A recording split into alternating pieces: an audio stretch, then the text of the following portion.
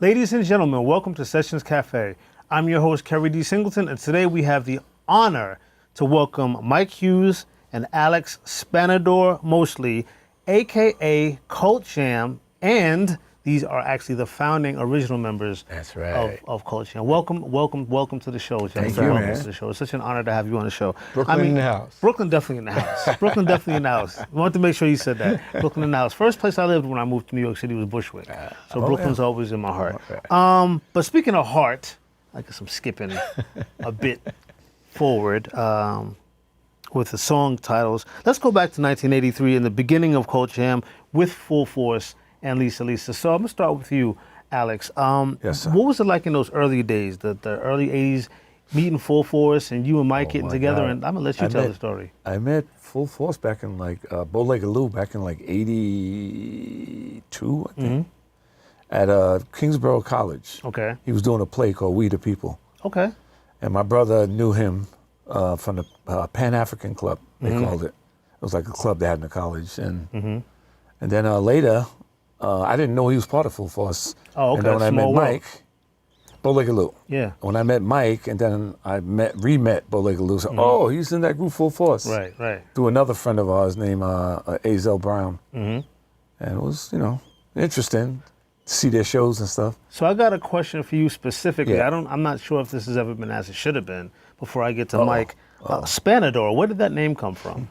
It was a given name to me from a Brazilian martial art called Capoeira. Wow. And you get a nickname. They baptize you into a name, and they gave me Espanador. Meant feather duster because my hair is, believe it or not, I had long hair one time. Yeah. And it means a feather duster in Portuguese. Okay. And okay. I took the E off the front and added an R at the end. Then later down the line, I found out it was a dog breed. Wow. But anyway, wow. Okay. So that's where I got the name. That's where you got the name. Yeah. Mike, the founding member of the group, you kind of came up with the idea for this legendary legacy Cult Jam. Talk to me about that, brother. Yeah. I always wanted to be in a band. That, growing up, watching Earth, Wind & Fire and Cameo and Slave, All the good ones. Yeah, this is what you wanted to do, And so when I first met all the guys from Full Force, we all had got instruments. And this is without the brothers, without the two older brothers who were singers. Right. Just the guys, the younger guys, we got instruments, and we used to do album cover pictures in the backyard and practice in the basement until the two older brothers came along and said, you guys are getting good, we should try to make a band. Yeah. So that's how the Full Force actually became the whole band itself. But so we always dreamt of being a band, So when they formed Full Force and started doing shows, I was in part of their show. Wow, okay. B-Fine used to come off the drums. He used to close the show. They used to do imitations, and I used to play drums. Wow. He did Michael Jackson, he did Beat It, I played drums. We used to play Devo, and I'd come out. So I was always part of their act. Okay, I didn't know that. Yeah. So I was always a part of their act. And then That's when I first saw you. So then when they started producing acts, UTFO, first one. Yeah. And they had success producing that act. It was like, they said, let's make something out of this. So I was there when B wrote I Wonder If I Take You Home and brought it down. Wow. With his vocals on it. And of course it sounded crazy with his vocals on it. But because he wrote it before. Before you guys recorded it. But he was like, yo. Before we found somebody. Yeah, he was like, yo, I have this song, and he played that song it's what we listened to in the clubs, what we were going to clubs and listening to back in the days, at Bonds and the Garage and the Fun House. And he said, yeah, and it'd be cool, like a little Spanish girl sing it, you know what I mean? It'd be in that thing, like Madonna, but more, but, more. I see that now. More underground. Because it was that era, Madonna's first album came out in 82. Madonna's first album just came out. But Shannon was already out. Shout out to Shannon. So it was One in of my that, favorites. it was in that vein. Okay, yes. It was in that vein. But so he wanted to hit that crowd. That's the audience we were looking for. Yeah. So that's why his idea was, Spanish girl like this. And then I said, well, if I put together a band around this song, you know what I mean? So Alex I had already met, and I saw him play bass with Vernon Reid from Living Color, and I knew he was a bad bass player. I saw him play piano up in the room in college Yeah. with Baruch. girls around him at Baruch. I Ah. was like, this dude is too bad for me not to want to have him down. Wow. So I got him, and another partner of mine said, yeah, I think I know a girl, man. You know, and Fareed. Fareed, he's a rapper that we worked with a little bit. And so he introduced me to her. She came down to Brooklyn. She sang for us. I brought the whole act to full force and said, look, this is our act. This is Wow. culture. You know, Wow. we could record I Wonder If I Take You Home and be, you know, and they loved it. You know what I mean? That's how And it of, came. of course, that young lady from the west side of Manhattan would Yeah. be Lisa. Yeah. Lisa Velez. Dope. Wow. But the original name was Cult Jam, and they wanted to add it Steve Salem. Steve Salem said you should put the name in front because Yeah. it gives it a, you know, A bounce, a bounce. yeah. So- Because you know, back in the day when you all first came out, we're gonna keep it clean. But everybody that I knew thought that Lisa got her name, because yeah. But Some people, there was another rumor that she was hard of hearing, so you had to say it Really? twice. you serious? Lisa! Yeah. But actually, it was just the way that it flowed. it flowed. Yeah. Wow. So 1984, I Wonder If I Take You Home hits the Billboard charts at number 6 on the R&B charts and number 34 on the pop charts. 1984. Wow. Yeah. Wow. Eventually, both singles went gold, man. Yeah. So, then of course, 85, Can You Feel the Beat? And 86, your first ballad release was All Cried Out. Cried Out. Now, what was it like when it seemed like it was a string of successful songs for Lisa and Culture. Yeah, it was a string. What was that feeling It like? was just blowing our minds. Yeah. You know, it was like from one thing to the next. You know, we didn't have time to think about it. Right. It was just happening. Yeah. You know what I mean? I remember one instance where I told Mike, I said, yo, we got to go to record stores. And we had to see it. Every record store we went to, I Wonder If I Take You Home was sold out everywhere. Nice. And we were like, what? Wow. Yeah. Do you have the single? No, it was Right, sold right. out. Yeah. That's that was, like, crazy, man. That blowing must our have been minds. Yeah. Record stores. That was And- record stores, right? Record stores. record Vinyl. stores. Vinyl, yes, Vinyl. vinyl. Maybe some cassettes. Yeah. Yeah. You didn't Yeah. get 8-track. A lot of posters. Yeah. Oh man, and your debut album, obviously including those 3 singles, August 2nd, 1985. So actually, you just had an anniversary recently. Yes. Recently, wow. How did it feel for you two brothers to have been doing this for 40 years? 40 years. Because neither one of you look like you could have even been. It's unbelievable Yeah. that much time has gone by. Yeah. You know, just things like us playing with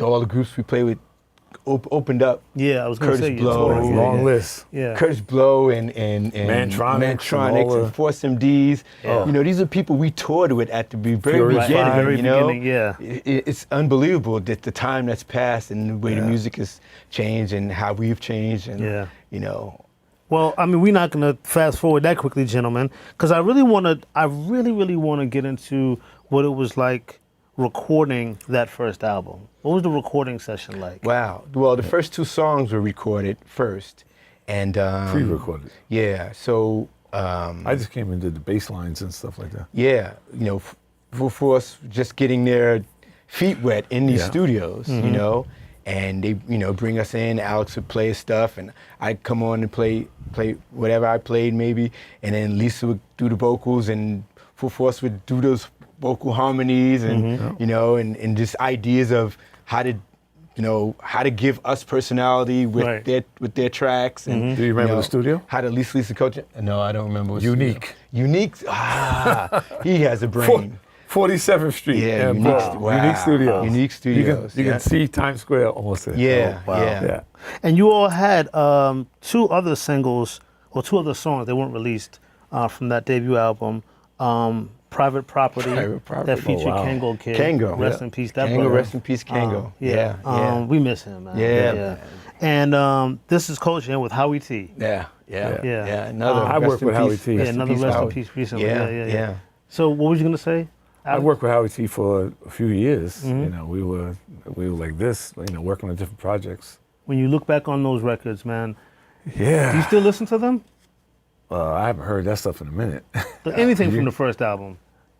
I mean, when you're you must hear them on the radio, but I mean, when you're at home, you ever sometimes pop in a CD or pop in a or whatever? I do. I mean, Alex is like, I mean, we can really do a show in California. Yeah, so obviously when we practice for our shows and rehearse, we rehearse all the classics. But no, I do a freestyle playlist, and all our stuff is included in that time zone. Right. You know, from Mantronics and all those people in that time. Yeah. So a playlist from that time is, it's great. Yeah. Now, when I was in the 8th grade, I believe it was the summer. I feel like it was in the summer when I used to hang in these housing projects in Boston. I heard for the first time Head to Toe. And shortly thereafter, Head to Toe was followed up by Lost in Emotion. Now, of course, I already knew who Cold Jam was. I had the album, the vinyl. But Head to Toe and Lost in Emotion, for me, that was my Cold Jam moment. For me, personally. I remember the whole summer. Dorchester? Roxbury. Yeah, close. Yeah. We played up there. Yeah. 9 Lansdowne. It goes way back. Yeah. What was it like when your second album came out and #1 gold singles? Just because at that point you were already hot with the first album, but the second album kind of solidified your hotness, and you didn't get the sophomore jinx, which is when people say, "Well, can you follow it up with a?" Exactly. All went beyond. Yeah, what was that like, man? The two of you. What was great about it was the tours changed. Yeah. You know what I mean? The venues changed. Because we were always a touring band. That's what we always wanted to be, working, band that's out there, not record and then we sit around and wait to go in the studio again. No, we want, every song came out, we want to be out on the road. We want to be on the road, yeah. But, of course, at the beginning on the road, we were opening up for Kool and the Gang and New Edition and all that stuff, which was cool. Right. But it was their show. Right. All of a sudden the shows became our show. For us. The people opened up for us, and the venues changed, and just the reaction, the crowd reaction was incredible. Everything changed. We doing women, everything. Of course, the women changed, and I can only imagine. But what that was like. The popularity and everything, and just how we were treated in the places we played. And the money changed. And the money changed, yeah. And the money. Yeah. So we got one more minute before we go to break, but I want to ask you, in terms of Straight to the Sky, that was your third album, right? I want to, this question, Alex, is specifically for Mike, and maybe off camera I'll explain why. Okay. From the Straight to the Sky album, which came out in '89, Mike, what are your thoughts on the song Little Jackie Wants to Be a Star? There's a reason, off camera I'll tell you. Yeah, that was a song I really butted heads with. Because I felt it just wasn't us. Right. You know what I mean? It was a departure, and I understand business, record labels and things like that. Right. But I felt it was a departure and too much of a departure. You wasn't feeling it. Wasn't feeling it. You wasn't feeling it. All right, we're going to be right back with Cold Jam after this.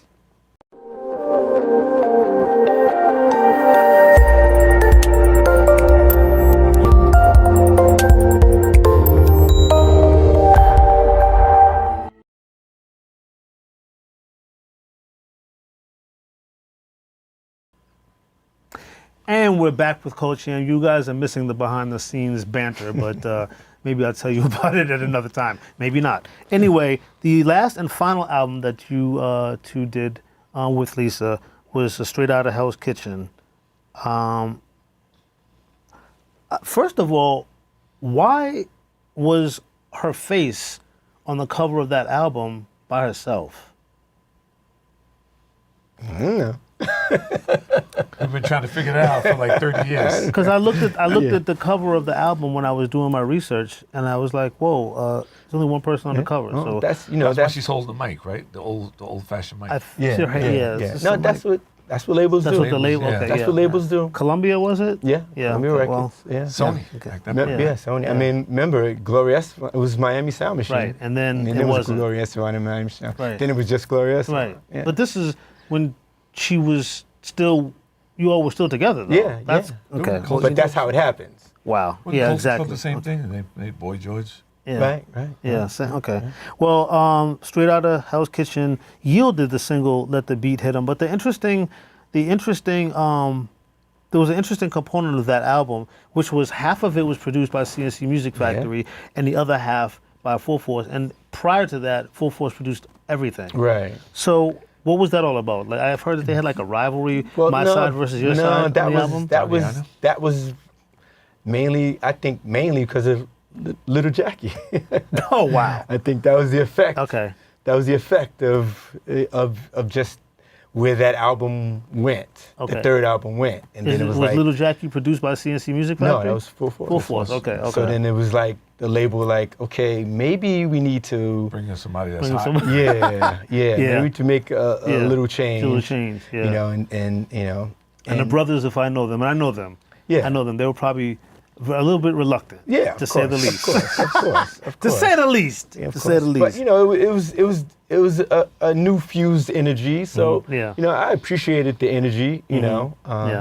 And I like Let the Beat Hit 'Em. Yeah, okay. And some of the other cuts off the albums as well. So, Alex, I want to ask you this question. Sir. Did you all ever want to produce? I mean, because you all are super dope musicians, which is something we don't get today very often. You know, like, you all are real musicians.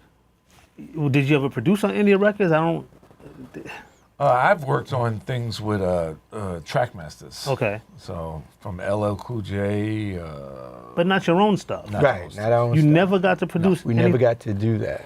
This is Culture with Howie T. Right. Okay, you got to produce that out. And That's one single. song with Full Force I did with them. Now, from a creative perspective, wasn't that frustrating for you guys? It's a long story with that. I know. We have to have you come. Because I actually did a lot, but I just didn't get, credit for it. So the music industry. It got to a point where I stopped doing it. Yeah, I know that's right, man. With them, and I did it with other people. Yeah, the music industry. Isn't it wonderful? Yeah. If only it was about music. A pointed question, and then we're gonna move on to what you're doing now. So take a deep breath for this question. Uh-oh. What happened with Lisa and Culture? That wasn't a big deal, actually. The ending, it was like it was a bunch of things, like a little frustration of us wanting to do a little bit more and not really having the opportunity. Right. And then Lisa getting a little tired of being on the road. She wasn't the road warrior that we were. Yeah. Mm-hmm. We were road warriors, and she wasn't really that. Mm-hmm. So it's like we all decided together, let's take a break, get back together, make some changes, contract changes, things like that. Yeah. Things that weren't exactly in our favor, right, that we needed to change. Yeah. Because our contract with Columbia was coming to an end. And anyway. That's right. Yeah. You had a 4 deal with them, 4 album deal? Right. I had a deal with them, and then we had a management production deal with Full Force. So it was like, let's change some things, and the only way we could change some things is to end it and then come back and with new changes. Mm-hmm. But after, it never came back together. Yeah. So that's how it was. It never came back together. Ways it became. It never It became permanent. Yeah. And and she decided, there were people saying like, you don't need them anyway. Yeah. You know what I mean? So she decided to go solo, and she did. But over the years, realized that maybe the magic was that. Right. Yes. So then we've had many almost. Let's talk about it. Yeah. Almost. Let's talk about it. Almost. And they just never worked out. So. But what did work out is your new lead singer, Mystina Soul, who I'm gonna say this. Not only does she have an awesome voice, not only does she have excellent stage presence, but her writing skills and her personality. Yeah. I mean, she's just a total artist. Yeah. Total artist. Yeah. Love her. How did you connect with Mystina Soul? She fits us very well, and it was through Alex. A mutual friend that I've worked with introduced me to her. Well, she was we did a performance in Harlem, and it was some kind of African affair, and I met Mystina there, and I wanted to get her number, but I didn't get a chance, and my friend gave me a number, and then I said, she would be good. addition to culture. So after him telling me that, and then giving me her number, and then I spoke to her, and I went out to see her perform. That was the basis. You Right. know, I had to see this Yeah. girl. You know, Christina can perform. So he I didn't went to- believe me. See, Yeah, so I had to go out and see her perform. So I went to see her perform, and that was it. You Yeah, know what I mean? no-brainer. Because that's me. Yeah. You know, I have the visual. Right, You know what I mean? I exactly, yeah. always did. You know, I see the picture and Yeah. what it's going to be. You know, and I saw her and I was like, she fits right in. I Right. see everything that we want to do,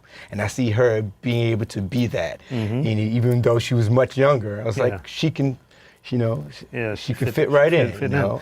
And I'm gonna say when I first met you, Mike and Mestina on my former radio show, I'm a diehard Cult Jam fan, but I wondered, you know, she's got some serious shoes to fill because the legacy that you three, meaning the two of Sure. you and Lisa, Sure. is crazy. But you know what? Then I heard the songs "What Love Can Do." It was the first song that you guys sent me when I was doing the radio show. "Celebrate" was the next single, and "Come My Way." And I'm gonna say this: this is not even with the cards. Those three songs were just magical. The musicality, the vocals, something else. But then when I saw you perform at the bitter end, shout out to Ellen, I was like, oh, we don't even need the old songs. I'm just kidding. Yeah. But what do you know? What about your new music? Like, how do you feel about your new music? Because it's new. With the first stuff, we really wanted to explore who we were as creators. Yes. You know, we had to do that, you know, and how she really fits in with us. So it was really such a learning period of us, you know, Learning each other. Yeah. You know, testing the waters. yeah, What you direction know, we were going. and so, you know, in performing, even those performances, that's what we want to do. That's the end all, the be all. We want to Right. perform. Perform, You know what I right, mean? right. So just getting to know her and how she fits in and feeling her energy on stage and doing that music, our music, and even doing the classics. Right, you know what right. I mean? So it's all been a great experience, and it's even getting better. Yeah. The new single coming out soon. It's a new single called Yeah, new single, Burn. Burn. Okay. Yes. Yeah, and I know it's gonna burn. Club banger. Gonna burn. Club banger. Absolutely. And I mean, obviously, the radio show ended in 2023. You all came out to celebrate 10 years of my radio show. I was so honored to have you guys there. We don't have a lot more time, but what are your thoughts on, and I'll start with you, Alex, the difference in music now? Because you all are a band. You're right, see. And I know you want to give the I don't politically wanna be too honest. hey, this is an honest It's a show. lot different. I mean, Yeah, you can be honest, man. This is I just think yeah. a lot of the music now is stale. Yeah, It don't have yeah. no No feeling. Yeah, it's No just, heart. It's just not the same. Well, you know, It's like disposable music. Right, exactly. Exactly. Microwavable. Exactly. And I'm a lyricist. I love lyrics. Lyrics are very important to me. So that's got to kill you guys Yeah. to hear the. Rap music, But there R&B is stuff out there. There is good R&B out there. Right. You just don't play it on the radio. play it, right. You know what I mean? Right. But you can look at these artists and you can find, you know, Right. you can find good stuff. You know what I mean? You know, I have playlists of all these great new artists, R&B artists, but you're not hearing Talk it. about You the got to stuff that's in the spotlight. Yeah, the Right, stuff yeah, that's yeah. in the spotlight, they're not giving it yeah, the it's- spotlight. yeah. They're not, you know. Yeah. So, and there are no bands. Yeah, none. There's no there's no groups. Yeah, no groups. Yeah, there's no groups. Ridiculous. Groups don't exist. Yeah, You but, know, I and mean- we're gonna continue being a group, and hopefully we'll be the forefront of maybe groups coming back. Right, and resurgence. you see that musicians. I mean, when you look online, you know, you Google anywhere, you see these young kids, great musicians. So it's not like they're not musicians. Right. I mean, little 13-year-olds, you know, Right. thumbing on the bass, you know, stuff we be sending each other. Oh, kids doing crazy stuff, you know, because they can look online and see these great artists and then Right. copy them and mimic them, you know. But as far as getting together, Yeah. that's what they're not doing. That's what they're not Everyone's in their bedroom Right. playing this to great music. themselves, But yeah. yeah. Before we wrap up, of course, I have to ask the question that is probably the elephant in the room where it relates. Yeah. It's not that I don't want to ask, but I want to ask because I feel like, you know, I had the pleasure of getting to know you guys, Right. and there's with me at least there's definitely a level of loyalty, not just because you make great music that I grew up to, but because you're great guys.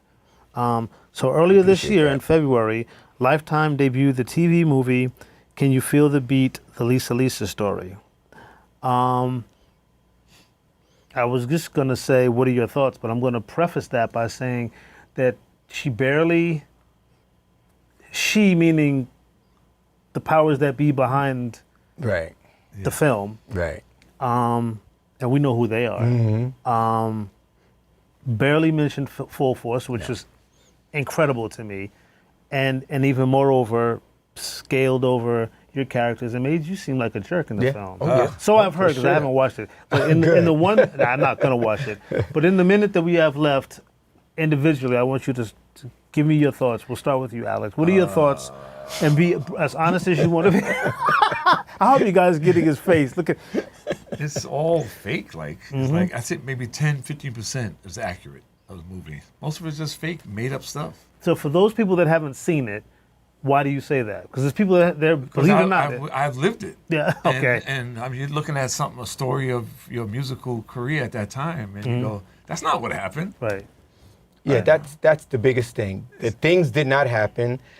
They did not happen in order. They missed out on the most important things, like how we got together and where the music came from. Right. Music came out of nowhere. Right. You know what I mean? And they put together a new story, which was fine. Do that new story. Don't say this is our history. Right. It's not our history. Yeah. Right. It's not the history of. It's not the history. It's completely wrong, Characters, inaccurate as a everything. history. Yeah. But they the story that they put together for them is fine. For but them. just don't tell anyone true. that it's our history, 'cause Right. it's not. Exactly. Yeah. I feel you. That's a very admirable way of summing it up, and lucky for all of us. Well, and lucky for. Go ahead. I was gonna say one thing, and when you watch it, like when we watch it, it's frustrating. Going, Yeah. wait a minute, that's not. Right. That's not what happened. Right. But Yeah. nothing Well, you can do. we all know what happened in terms Yeah. of the fact that you all made great music together, that you have a legacy that can never be taken away. And I, for one, am thankful that I know musically what the real story is, guys. Yeah, all right. So thank you so much Thank you. for being on the show, and we'll see you next time.